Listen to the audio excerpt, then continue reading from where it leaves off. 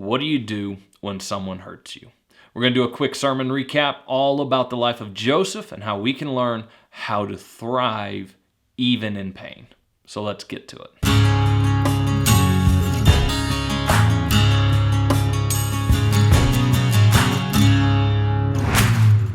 Hey guys, my name is Chris. I'm the pastor at Stillwater Cowboy Church, and we exist to help guide people on life's journey with Jesus, and it's my hope that these videos will just help you grow a little bit closer to Him.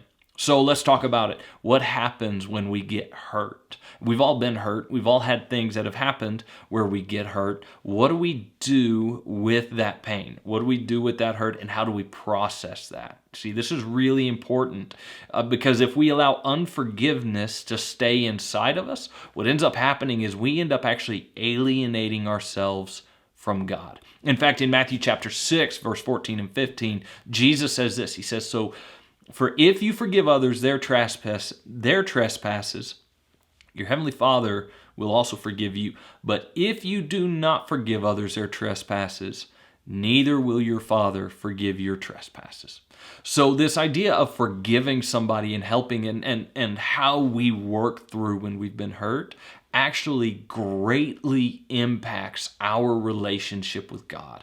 Now that seems crazy and that seems hard a lot of times, but what we need to understand is we need to understand what is the process that we need to go through. How can we respond when someone hurts us, when someone abandons us, when somebody mistreats us, when somebody does any of these things, whether it's breaking a promise, any of them. What do we do?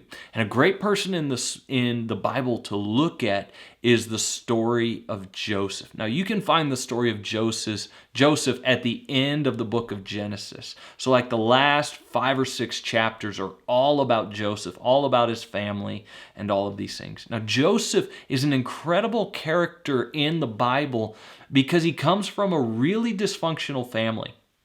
So dysfunctional, in fact, that his own father has 4 different wives. His wives are having all this competition about who's the favorite, who can have more kids, all these crazy, crazy things. And Joseph ends up being his father's favorite son. He's one of the younger sons and becomes the favorite. And it causes so much stress in the family that literally the older brothers end up grabbing Joseph, throwing him into a pit, and then selling him into slavery. I mean, that's how messed up this family is. And Joseph is incredibly hurt by the fact that his brothers sell him into slavery. So what does Joseph do in all of this? And there's a lot that we can learn from the life of Joseph. So Joseph ends up sold into slavery, and he ends up going and becomes the slave of a man by the name of Potiphar. Now, Potiphar is the head of the royal guard for Pharaoh in Egypt. And Joseph goes, and what's incredible about the story of Joseph is he gets thrown into this situation, and then later he ends up thrown into an even worse situation where he's thrown into prison. And no matter what happens, no matter how much he's been hurt or betrayed or mistreated or any of these things, he always responds the same way. He just does the next right thing. That's what he does. He responds by hurt to hurt and injustice and all of these things by doing what's right every time. So when he ends up in Potiphar's house, he could have become bitter, he could have become angry, he could have done all of these things, but instead he gets to work, he does his job well, so much so that Potiphar, his master, ends up placing him in charge of the entire household. Now, you don't get placed in charge of a household as a slave unless you are diligent, working hard, not moping around, not being mean and ugly, not any of those things. Now, a lot of times when we get hurt by somebody, we tend to respond by being ugly to others. We almost use it as an excuse. So someone will come along and they're like, well, why do you act this way? Well, because I was hurt so bad. We use it as an excuse. We use our pain as a crutch sometimes. And what Joseph didn't do was that. Instead, Joseph just accepted where he was, accepted what had happened, and did the next right thing. This is something I tell people a lot of times, and I believe it's true, and I think it's something we all need to learn, is you are only responsible for you. Like, if somebody hurts you, that's not your responsibility. If someone's a jerk to you, that's not your responsibility. If someone responds to a healthy decision you make with an unhealthy reaction, that's not your responsibility. Your responsibility is to do the right thing. That is always your job. Do the right thing. You will be held accountable for what you do, not for what someone else does to you or how they respond to you or any of those things. You worry about you doing the next right thing. See, this happened to Joseph also because he grew and was reliable, all of these things, and then ended up being accused of rape and is thrown into prison for that. But while he's in prison, he continues to do what's right. He continues to be reliable. He continues to try to help people. All of these things. And what ends up happening is Joseph ends up in charge of the whole prison.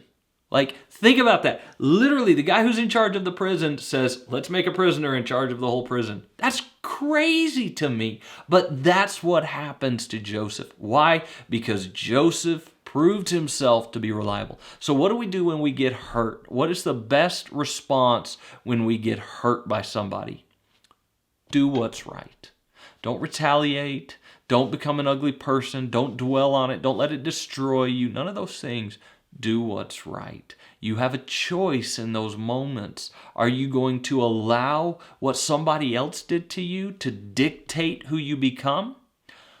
Or are you going to change and are you going to become a better person? Like, are you going to do the right thing? That's what needs to happen. That's what Joseph did. And we can learn a lot from Joseph and all that. But that's not all that Joseph did.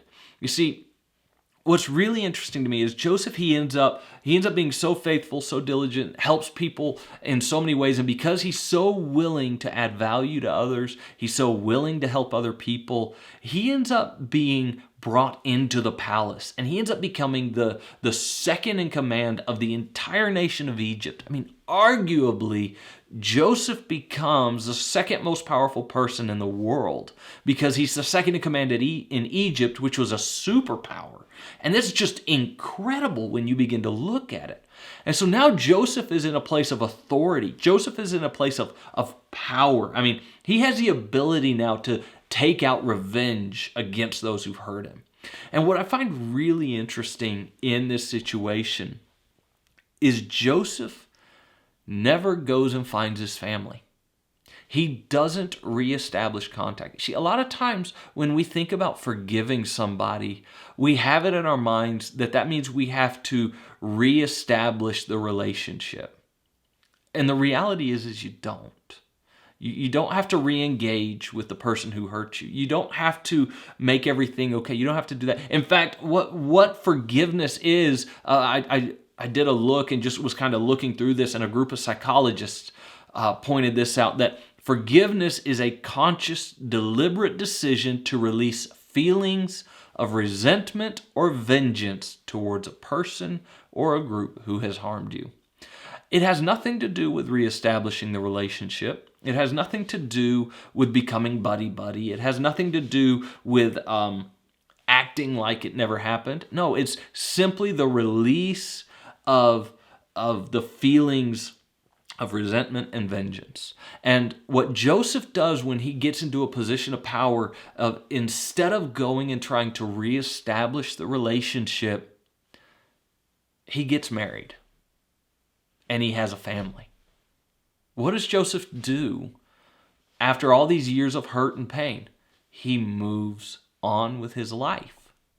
He does the next right thing, and he moves on with his life. He doesn't worry about, trying to rebuild the relationship or all of this. And let me just say, there are some times where we will spend years trying to fix a relationship that's broken, and we think that we have to do this as part of the forgiveness process and all of this. And let me just say, That's not the case. Like if you've been in an abusive relationship, you don't have to reestablish that relationship in order to forgive them. You don't have to, get back together with your ex or to have a great relationship with that abusive parent. You don't have to have those things. You can still release them and still release those feelings that you have against them and the hate and the anger. But you don't have to reestablish contact. You don't have to reestablish any of those things. Remember, forgiveness is on your end. It's what's happening right here in you. You need to make sure you do the next right thing, and you need to be willing to move on with your life and to move forward, have a family, do those things. Don't let yourself be held captive by someone else's sins. So Joseph does that. But the reality of it is there's times that we have to have a relationship or we have to have contact with the people who hurt us, the people who have betrayed us, and the people that have done wrong things to us. So what do we do? What do we do when we've been hurt and we still have to have a relationship with them? And what's really interesting is in the story of Joseph, his brothers come back. Now, they don't recognize him, but they come back and they end up asking for help from Joseph. And Joseph now has an opportunity where if he wants to take out revenge, he can. And Joseph is in this moment where he's deciding what to do. And instead of taking out revenge, he does something incredible. He's generous to them. He's generous. First, he sends them back with their money. So he gives them the food that they want, that they've asked for. They don't know who he is. They don't recognize him. And Joseph sends them home with their food, but then puts the monies back in their bags so they didn't pay. And now in the process, he did end up taking one of the brothers and he held him kind of as a prisoner until they returned, because he not only wanted to be generous to them that way, but he also wanted to test and to see if they've changed. See, sometimes true generosity to someone who's hurt you is just the recognition that they can change. Now, I'm not talking about a delusional sense where we're always like, oh, he'll change. Oh, they'll be better. Oh, this. No. Where Joseph has a clear understanding that there is a possibility that God may have changed his brothers, that maybe his brothers are different. And so he waits to see. And likewise, we can be generous with the people who've hurt us just by recognizing that God can still change their hearts. That perhaps the man or the woman who hurt you, maybe they're not the same anymore. Maybe that person has actually disappeared and has been replaced with a better person. And generosity towards someone else is recognizing that maybe they've changed. Another way that we show generosity to the people who've hurt us is we try to empathize with them. We try to understand what made them the way that they are. Now, this doesn't justify them, and Joseph never justifies his brothers. Never. And we'll see here in a little bit how he actually still calls them out on it. But he began to understand. And what we can do is we can first recognize that people can change, but then we can also look and go, okay, what led to this? What was some of the root causes going on behind the scenes? Why did this happen? And those are some of the things that we need to take into consideration. And then we get a glimpse into Joseph's perspective on all of this, into his thought process in Genesis 45, verses 4 through 8. He says this. He says to his brothers, he says, come near to me. So he just revealed who he is. They're terrified because this, like the guy they've been talking to who could order their death at any moment is their brother that they sold into slavery. Like they're terrified. And he says, come near to me. And they came near and he said, I am your brother Joseph, whom you sold into Egypt. Notice he doesn't take away what they did. And he doesn't take away their responsibility, but he gives us a clue about his thought process on his pain. And it's really powerful for us to understand Joseph's thought process regarding his pain. He says, "Now do not be distressed or angry with yourselves because you sold me here. For God sent me before you to preserve life." And then in verse 8, he expounds on this. He says, "So it was not you who sent me here, but God. He has made me a father to Pharaoh and lord over all his house and ruler over the land of Egypt." What just happened? Joseph, in this moment, recognized that God had a purpose for his pain. And he recognized that all the things he went through, that God was going to use his pain. God was going to use the evil things that had been done to him. God was going to use all of those things for the benefit of others, for his benefit. So what do we do when we've been hurt? Just a few things for you to consider. If you've been hurt by somebody, first, make a decision right now that you're going to do the right thing. You're going to do what's right. Even if they keep doing what's wrong, even if they keep causing problems, you're going to do what's right. You're not going to stoop to their level. You're not going to do any of those things. You're going to do what's right. The second thing for you to do is, after someone has hurt you and you're recovering from all of that, is decide to move on with your life. Just like Joseph, when he came into a position of power, he never sought the relationship out. He never went back. He never did any of those things. He moved forward with his life. You need to be able to move forward in your life. You need to be able to keep going. Don't stop. Keep moving forward. So first, decide today that you're going to do the right thing. No matter what that is, no matter how hard it is, you're going to do what's right. Second piece to that is you're going to move on with your life. You're not going to live in the past, and you're not going to constantly be looking backwards like that. You're going to move forward. But the third part, if you really want to experience healing from your betrayal, from when people hurt you, and you really want to step into that full forgiveness, how do you do that? Well, you have to recognize that God has a purpose for your pain. God has a purpose for your pain. And if you'll trust him with your pain, if you'll trust him with it, if you'll say, "You know what, God, I don't know why all this happened, but I trust you. Use my pain," you'll be surprised. See, the wonderful thing about God, and his word tells us this, it says that all things work together for the good of those whom he loves. So no matter what you've been through, no matter how much pain you've experienced, no matter any of those things, I'm not taking away the fact that there's pain, but I want you to know, somehow, that pain is being used to shape you or to shape someone else. And if you will allow God, he'll show you the purpose to your pain. Guys, I hope this was helpful. Make sure to like this video if you can, subscribe if you're on the YouTube channel, and make sure to click the notification so that you can see when more videos like this come up.